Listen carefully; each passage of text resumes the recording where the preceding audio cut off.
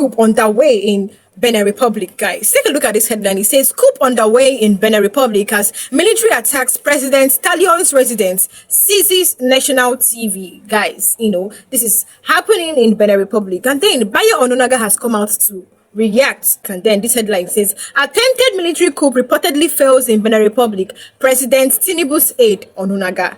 Guys, this is coming from Bayo Ononaga. Guys, according to reports, people in Benin Republic are even rejoicing that military wants to take over Benin Republic. Guys, I'm going to allow you guys to watch this video, but before that, take a look at this reaction. Guys, this person said, if a coup happens in Nigeria, all these stingrays will disappear. You won't hear from Reno, Bala, and Omujuwa again. They will all evaporate, including all these Ononaga and their paid vuvuzelas. This is what this person is saying. Another person said, serious countries taking the fight against corrupt politicians by the horn, while my country are just stuck with tribalism and bigotry. Guys, this has actually caused outrage. Let me allow you guys to take a look at this reaction coming from Aisha and then other videos as well. Take a look at this video and I'll be right back. A source in Benin speaking to the AFP news agency says President Patrice Talon is safe and the army is regaining control following earlier reports of a military takeover. A group of soldiers on Sunday announced on the country's state television that they had seized power. The attempted takeover is said to have begun in the early hours of Sunday with an attack on President Patrice Talon's residence in the capital, Cotonou. The group, which calls itself the Military Committee for Refoundation and led by Lieutenant Colonel Pascal Tigri, announced the removal of the president and all state institutions. But soldiers loyal to the president insist they foiled the coup attempt. This developing news comes as the West African country prepares for presidential elections in April. Well, let's cross over now to our correspondent, Tese Makende, joining us live from Jos in Nigeria. Tese, so what are you hearing from Benin about this attempted coup? Because a group of soldiers is claiming to have taken over, but those loyal to the president are also saying they have regained control.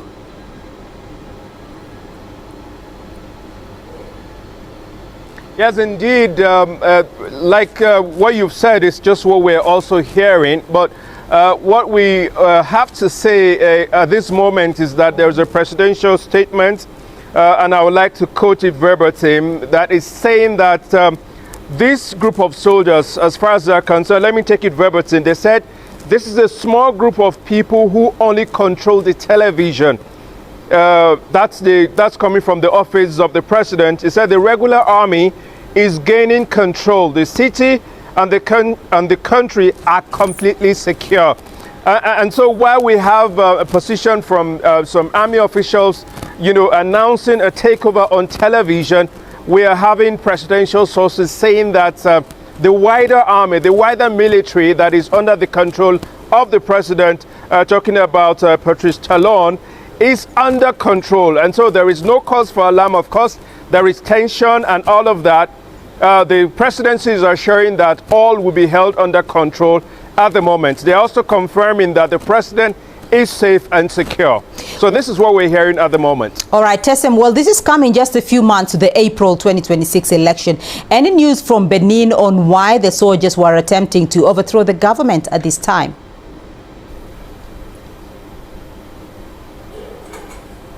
Well, we don't have details yet. Like I said, the announcement, we understand, came in on television, and just some group of military personnel. And so at the moment, the identities of certain military personnel needs to be checked and all of that, because as it stands, the military operations actually work. They answer to hierarchy a lot. And so we're having two factions, one claiming authority and takeover of the government, whereas we're having other officials saying that, professing their loyalty to the president. And so this does not happen in the military, as it were.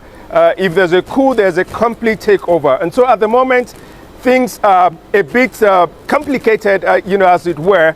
But it's a Game of Thrones, I would say.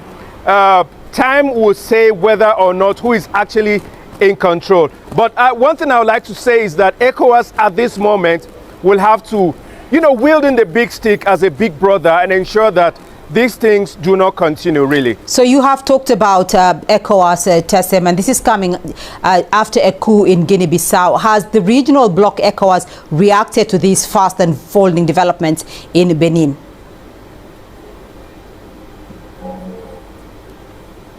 Well, usually when things like this happen, they explore the path of dialogue. Usually committees are set and presidents, from different countries are set together to try and negotiate and work towards the return of democracy in such settings. I don't work at ECOWAS, but I would maybe playing the devil's advocate say that this might just be going on underneath at the moment. We saw the issue in Burkina Faso, Mali, and Niger Republic. Those windows came before the three countries eventually left the bloc. And so this might just be what is happening underground at the moment. But we are watching, and we're hoping to report should there be any official pronouncement from ECOWAS. Hello everyone, there's a breaking news: coup underway in Benin Republic as military attacks President Talon's residence, seizes national TV. This is Sahara Reporters reporting. They say the situation in the capital remains extremely volatile, with reports of troop movements at several strategic locations across Cotonou. Reports from Beninese media indicate that a coup d'etat has been unfolding in Cotonou since dawn on Sunday, December 7, 2025. According to media outlet Tichad One, President Patrice Talon's residence in the Le Guzerd neighborhood was attacked by a group of military personnel led by Lieutenant Colonel Pascal Tigri. Later in the morning, Lieutenant Colonel Tigri appeared on national TV, which is reported to be under military control, declaring himself chairman of the Military Re-establishment Committee. The situation in the capital remains extremely volatile, with reports of troop movements in several strategic locations across Cotonou. Tichad One promised to provide minute-by-minute update as events continue to unfold. No official statement has been yet released by President Talon or his government regarding the attacks. West Africa has been gripped by a troubling wave of coups in recent years, underscoring the fragility of democratic institutions across the region. Guinea-Bissau became the latest flashpoint in November 2025 when army generals seized power on the eve of a presidential election. Heavy gunfire erupted near the presidential palace in Bissau, and President Umaru Sissoco Embalo was detained. The military suspended the electoral process, citing threats to national stability, and installed General Hota Intae as head of a one-year transitional government. The move deepened Guinea-Bissau's long history of political instability, drawing condemnation from ECOWAS and prompting Nigeria to grant asylum to opposition candidate Fernando Diaz da Costa amid fears for his safety. Mali's political crisis has simmered since its 2020 and 2021 coups, which brought Colonel Assimi Goïta to power. In August 2025, the junta announced it had thwarted another coup attempt, arresting 2 generals and a French national accused of plotting to destabilize the transitional government. The arrest came against a backdrop of growing frustration. Political parties remain banned. Elections have been indefinitely postponed, and the junta has tightened its grip on power. Mali's instability has been compounded by jihadist violence and strained relations with Western partners, fueling fears of further unrest. Burkina Faso, under Captain Ibrahim Traoré, since the 2022 coup, also faced a failed coup attempt in April 2025. I didn't even know of that one, that they even did try to do a coup in Burkina Faso. Authorities disclosed that senior officers had conspired with terrorist groups to topple the junta, prompting lockdowns of military barracks and heightened security in Ouagadougou. The government rallied public support against alleged Western interference, but internal divisions within military and worsening jihadist attacks have kept the country on edge. I didn't even know that they had a terrorist problem over there in that country also.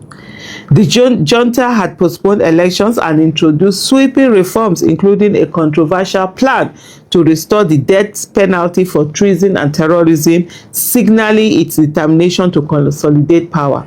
Niger Republic's coup in July 2023 marked another turning point. President Mohamed Bazoum, elected in the country's first peaceful democratic transfer of power, was detained by his own presidential guard. General Abdurrahman Tichani, head of the guard, declared himself leader with backing from the armed forces. The junta justified its takeover as necessary to address economic hardship and security threats, but 2 years on, Niger remained under military rule with ECOWAS sanctions and strained ties with Western allies shaping its trajectory. I also thought they've left ECOWAS, right? Popular demonstrations in Niamey have reflected both support for the junta and resentment towards foreign influence. That was quite a long read from Sahara reporters, but I think they did so well in explaining all the other coups that had been around Africa, especially West Africa. And this is the time, because we are in a very dangerous moment where citizens are being more appreciative of military era. Don't forget that a good number of this countries, where if you look at Nigeria, there are a lot of people that don't understand what military era is, and they fantasize about it, they romanticize it, they think it's such an incredible and such a good thing to happen. They don't understand how crazy, that whole thing can be.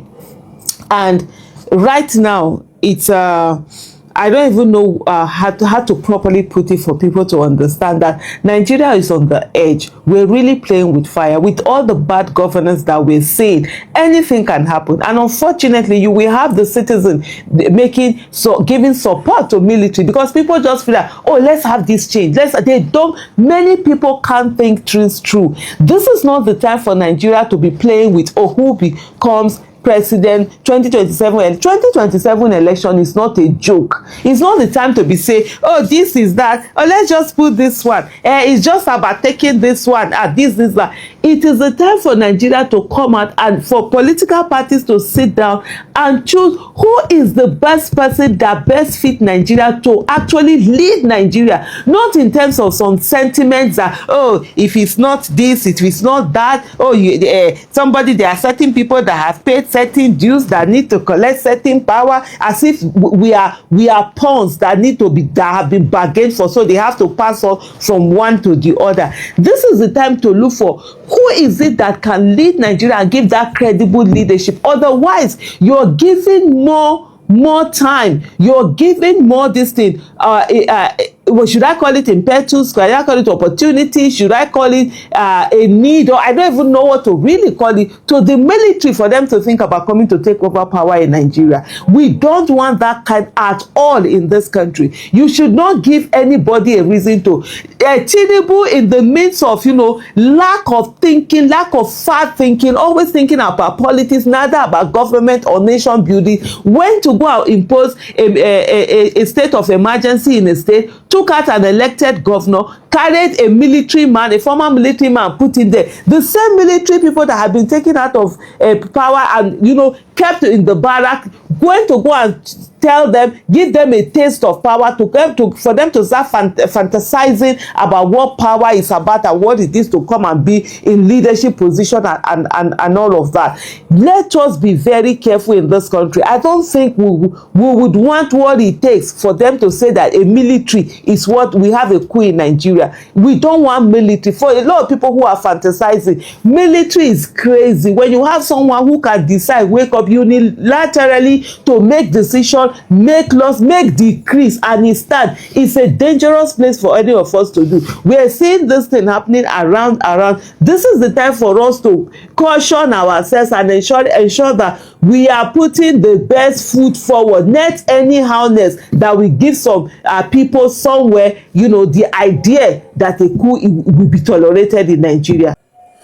Guys, let me take you through some more reaction. This has caused outrage, guys. Believe me. Now, many people are reacting to this. Somebody said African politicians set this wildfire that's consuming democracy in Africa by stealing and oppressing the citizens with impunity. Another person said corruption is tearing Africa's future away from its own people. It steals from the poor, silences the hopeful, and turns dreams into struggle. But Africa's spirit is stronger than the greed holding it back. We deserve leaders who feel our pains, fight for our dignity, and put the people first. One day, honestly, we win and Africa will rise. Another person said, I hope this coup mentality doesn't spread to Nigeria. And then another person said, what is still uncertain? It is not yet clear whether the takeover will succeed in establishing a lasting military government or whether loyalist forces will reassert control. Some reports indicate uncertainty about the fate of President Talon, guys. And then let me take you through this other headline. It says, the coup comes at a time of growing insecurity and social pressure in Benin, including threats from jihad group around border areas. Now, guys, let me take you through this reaction. Guys, listen to this particular comment. I feel it makes a lot of sense. This person said, Africa is on the edge of democracy destruction. Continental stability hangs by a thread as leadership failure invites chaos and military coups. The reported coup d'etat in the Benin Republic is, if confirmed, yet another symptom of a deeper crisis across the African continent. A failure of leadership that consistently places power above the people. When elected governments treat citizens as subjects rather than stakeholders, instability becomes inevitable. No nation remains secure when its people feels enslaved by the very leaders they elected. Across Africa, governance has collapsed into a system where authority is exercised without accountability. Presidents and governors often operate with an inflated sense of entitlement, ignoring the fundamental principles that leadership exists to serve. So guys, you can see this person is trying to say that it is bad leadership that breeds coup detach, guys. It's bad leadership that breeds these things. When the people in seats fails to hear the voice of the people, guys. Let me just give Nigeria as an example. Looking at what is happening now, when you go out to talk, when you go out to protest, they will arrest you. Our voice is no longer heard. Our vote doesn't even count again. They treat citizens as if they don't exist, guys. What is governance? What is democracy? It's as if they don't even know the meaning of democracy again. So if leaders fail to do what they are supposed to do their responsibility as leaders, it's going to breed military takeover, guys. Let me know what you think about this under the comment section. Drop a comment below. Don't forget to hit that subscribe button, like and share this video. Thank you for watching. I'll see you guys next time.